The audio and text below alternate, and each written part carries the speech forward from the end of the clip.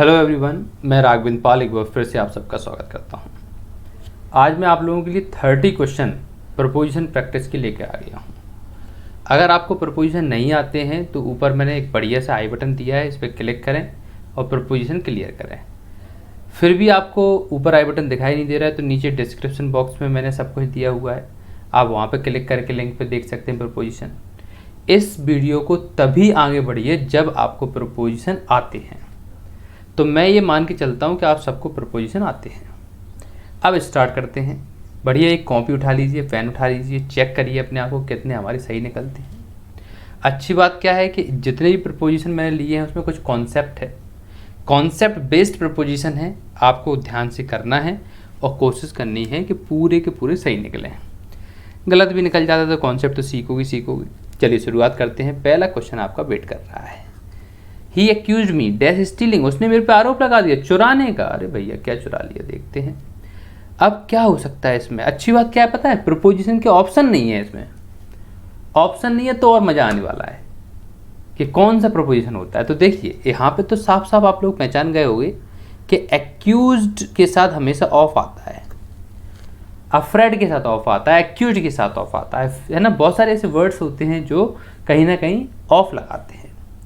Accused of मतलब क्या होता है, अपराध लगाना, आरोप लगाना, है ना। उसने मुझ पे चोरी का आरोप लगाया, तो सही आंसर क्या होगा, एक्यूज ऑफ। और आपको ध्यान रखना है कि एक्यूज के साथ आता है ऑफ। ओके, आगे बढ़ते हैं। क्वेश्चन नंबर 2 की बात करते हैं। सी इज एक्स्टम्ड डैश हार्ड वर्क। एक्स्टम्ड क्या होता है, आदी होना, आदत पड़ना।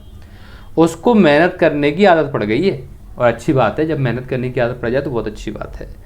अब ये एक्स्टम्ड के साथ क्या लगता है ये आपको बताना है, तो हमेशा ध्यान रखना कि इसके साथ लगता है टू।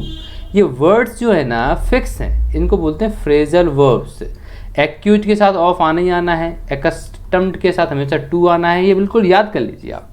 ठीक है, ये देखिए अफ्रेड आ गया अगला वाला क्वेश्चन, ये मैंने अभी आपको बता ही रहा था। अफ्रेड चाहे एक्यूज हो चाहे अफ्रेड हो, भयभीत होना। एक्यूज मतलब आरोप लगाना, तो अफ्रेड मतलब भयभीत होना। The boy is afraid of fire. ये जो बॉय है, ये लड़का है, वो किससे, फायर से भयभीत होता है, डरता है ना। तो हमारा 3rd ये हो गया क्लियर। आगे बढ़ते हैं। क्वेश्चन नंबर 4 की बात करते हैं। The Hunter aimed dash the lion. तो भैया देखो, जब हम किसी पे मुस्कुराते हैं, किसी पे हंसते हैं, किसी का मजाक बनाते हैं, कि निशाना लगाते हैं, उसके लिए हमेशा एट का प्रयोग करते हैं। यहाँ पे एम शब्द आ गया, एम शब्द आ गया, यानी कि हम निशाना बना रहे थे। Hunter aimed at the lion, Hunter ने कहाँ पर निशाना लगाया, लॉयन पर। लायन मतलब क्या होता है, लायन मतलब शेर, शेर पर निशाना लगाया, तो एट आंसर हो गया। अगला question, he shot dash the word. क्या आंसर हो सकता है, लगाइए दिमाग। ही शॉट डैश द वर्ड, क्या आंसर हो सकता है आपको बताना है। उसने निशाना लगाया भैया, शॉर्ट कर दिया, कहाँ पर, वर्ड पर, एट आंसर होगा। ऊपर वाले में भी मैंने आपको बताया था यही कॉन्सेप्ट। क्वेश्चन नंबर 6, असेम्ड मतलब शर्मिंदा होना। असेम्ड शब्द आ जाए, आंख बंद करके ऑफ लगाइए, है ना। एक्यूट के साथ ऑफ बताया मैंने, अफ्रेड के साथ ऑफ बताया। असेम्ड मतलब भी होता है शर्मिंदा होना। He is not ashamed of his conduct, यानी कि उसे अपने व्यवहार पर कोई शर्मिंदगी नहीं है। आगे बढ़ते हैं। Question number 7, C is say dash her father in law.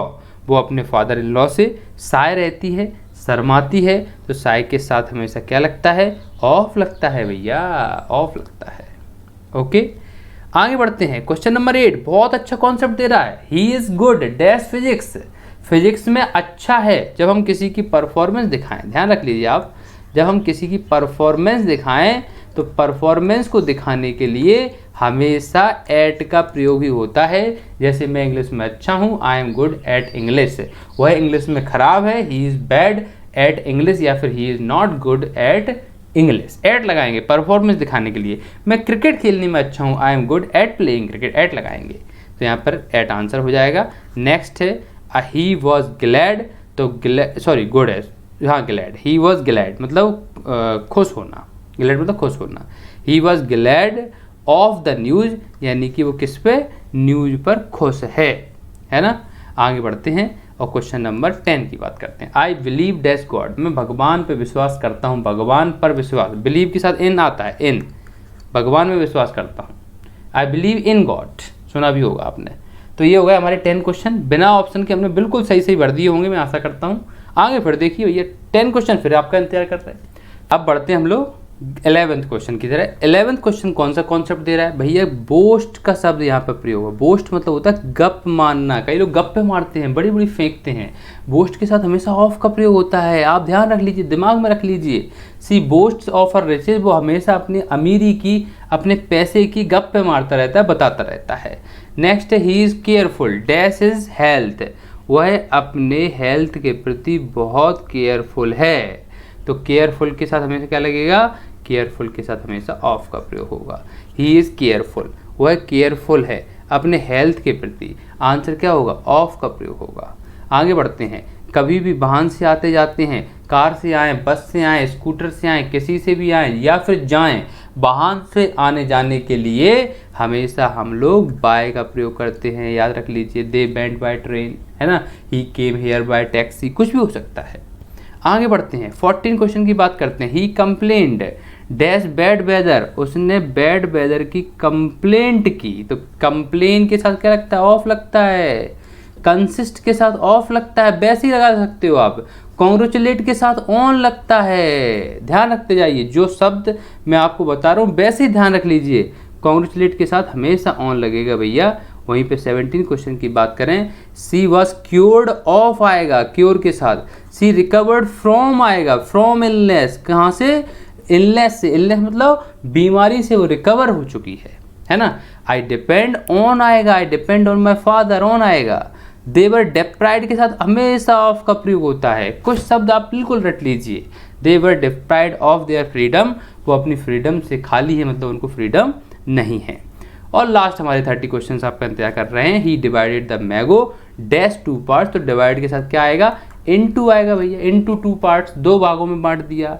My pen is different dash yours, मेरा जो पेन है वो आपके पेन से डिफरेंट है। तो भैया आपके पेन से यानी कि फ्रॉम आएगा, from yours. The lady was dressed in आएगा, ड्रेस के साथ इन आएगा। जो लेडी है वो सिल्क पहने हुए, तो the lady was dressed in silk, ठीक है। आगे बढ़ते हैं, the pot was full of milk, pot जो है वो किससे भरा हुआ है, मिल्क से। मिल्क मतलब दूध से भरा हुआ है। आई एम फैमिलियर, फैमिलियर के साथ क्या आता है भैया, फैमिलियर के साथ विद आता है। I am familiar with the facts but the man is not familiar to me. लेकिन फैमिलियर के साथ अगर पर्सन की बात हो, जैसे I am not familiar to you, तो फिर टू लगाते हैं। जब हम फैक्ट्स वगैरह कुछ लिखते हैं तो विद लगाते हैं। तो I am familiar with the facts but the man is not familiar to me. आगे बढ़ते हैं, दिस स्टिक डिफर्स, ये जो स्टिक है वो डिफर है फ्रॉम दैट, उससे, तो फ्रॉम आ जाएगा। फ्रॉम दैट इन लेंथ से, लेंथ के हिसाब से, या फिर बाय 2 इंचेज यानी कि 2 इंच के फर्क के हिसाब से वो अलग है। आगे बढ़ते हैं, 27 की बात करते हैं। 27 है, the old lady was grateful के साथ क्या आता है, टू आता है। The young man for his kindness, यहाँ पे फॉर आएगा, है ना। सी लिव्स, छोटी जगह के लिए क्या लगाते हैं, एट लगाते हैं। बड़ी जगह के लिए क्या करते हैं भैया, इन लगाते हैं। तो she lives at 20 RK avenue in Patna. आगे बढ़ते हैं, question number 29, the boy is sitting, boy जो है वो बैठा हुआ है, किस किस के बीच में बैठा हुआ है, अरे बीच में नहीं बैठा हुआ, चेयर पे बैठा हुआ, तो ऑन आ जाएगा। The boy is sitting on a chair and looking, looking कर रहा है, देख रहा है किसकी तरफ, विंडो से बाहर की तरफ, तो out of the window, out आ जाएगा यहाँ पर। ही टुक द बुक, उसने किताब ली, डैश हिज हैंड, तो इसमें क्या आंसर होगा, he took the book in his hand, अपने हाथों में उसने किताब ली, है ना। और उसके बाद सेकंड वाले में क्या जाएगा, पढ़ते जाइए। And opened it dash page 15, और उसने पेज 15 पे ओपन किया, तो एट पेज 15, जब हम किसी पेज को ओपन करते हैं तो उसके लिए हम एट लगाते हैं, तो एट आंसर हो जाएगा। क्लियर। तो ये हमारे 30 क्वेश्चन थे, आशा करता हूँ कि आपको बहुत अच्छे लगे होंगे। चलिए आगे बढ़ते हैं, और अब इसी के साथ अब क्वेश्चन खत्म हो चुके हैं, तो अब नेक्स्ट वीडियो में मिलेंगे। Thank you very much, thanks a lot.